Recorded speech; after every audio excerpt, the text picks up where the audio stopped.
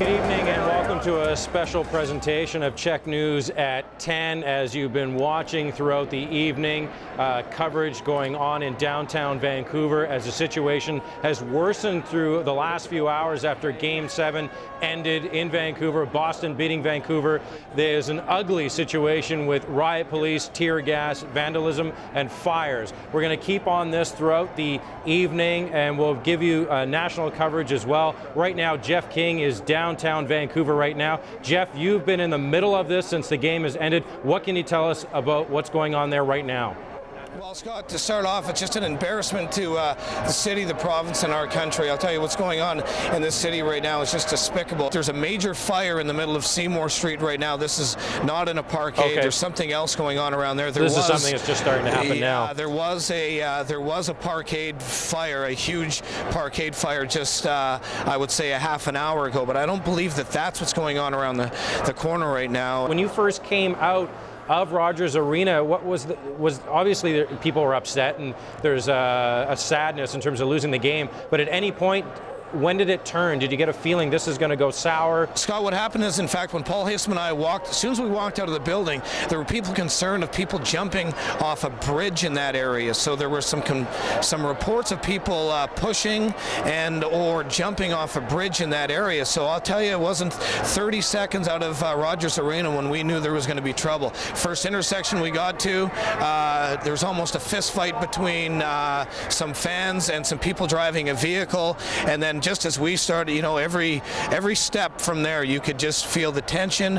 Is there any sense at this point, Jeff, that there's any control happening there? Do police have any kind of control of the situation?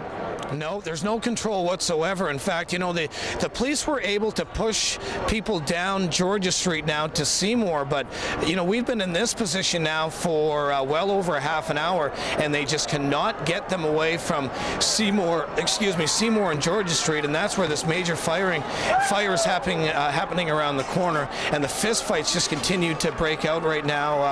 I just don't know how they're going to get this crowd to dissipate, and I'll tell you what, they seem to be getting even more angry as we get along here right now. So, you know, I just don't see this thing ending. They're on the bullhorn right now, trying to reason with people and have them move away. But Scott, they are just they're not moving. In fact, it seems that the violence is actually escalating right now. We were just showing some unbelievable pictures. First, I had seen them tonight. I guess Kendall, Hanson, our photographer there, who's holding the camera now, got people just chucking chairs or whatever they could find into windows of stores. So overall, are you seeing a lot of damage there to just storefronts and property?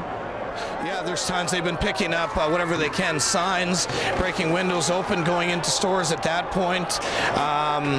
Yeah, I mean, they're tipping over anything they can. We've just walked up a flight of stairs that I think will keep us a little safer from the people right down on street level, and Kendall, Hanson has just done an amazing job of capturing all this for us tonight. Yeah, just to give people some perspective, again, you guys are live. You're right there at Seymour in Georgia, where something is going on behind you, and our camera guy...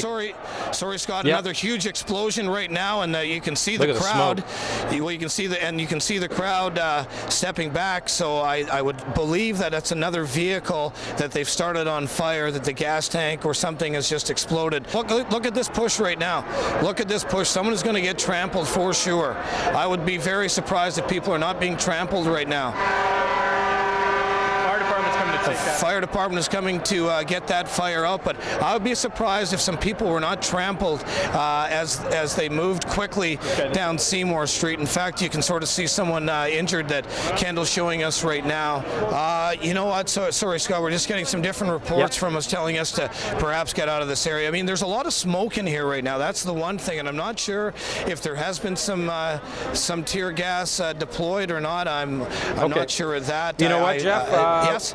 Your safety takes priority. I think you guys should wrap things up and get to a safe spot. You've done an incredible job tonight covering it with Kendall Hanson and Paul Hanson. Incredible coverage, and we thank you for bringing us this story on an ugly night, but you guys need to get to safety. All right, Scott, thanks.